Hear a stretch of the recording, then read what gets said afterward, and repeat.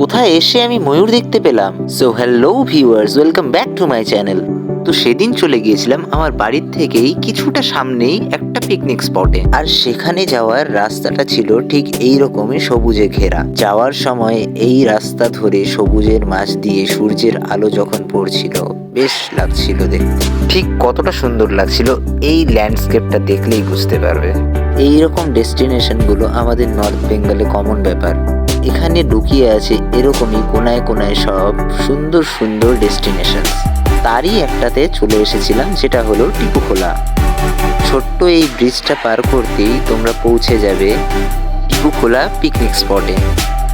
ফরেস্টের অনেকটাই ভেতরে হওয়ার কারণে এই জায়গাটা শহরের কোলাহলের থেকে অনেকটাই দূরে। আর হ্যাঁ, এখানে যারা লোকাল রয়েছে তারা এই জায়গাটাকে বিশেষভাবে সুন্দর করে মেনটেন করে রেখেছেন। চটজলদি রিফ্রেশমেন্টের জন্য এর থেকে বেশি আর কি চাই। এরপর সামনেই একটা দেখতে পেলাম ট্রি হাউস বানানো রয়েছে। এরপর সেটাতেই উঠে গেলাম, আর সেখান থেকে ভিউটা ছিল এক কথায় জাস্ট আউটস্ট্যান্ডিং।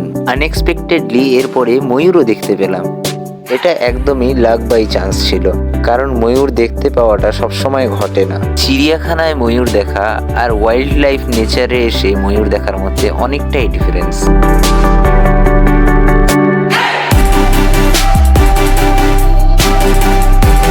এই রকমই ম্যাজিক্যাল কিছু মোমেন্ট সঙ্গে নিয়ে রওনা দিলাম ফেরার পথে।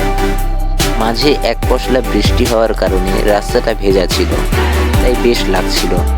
আমার এই রকম এই ছোট ছোট সুন্দর ব্লগগুলি দেখতে তোমাদের কেমন লাগে কমেন্ট বক্সে অবশ্যই জানাবে।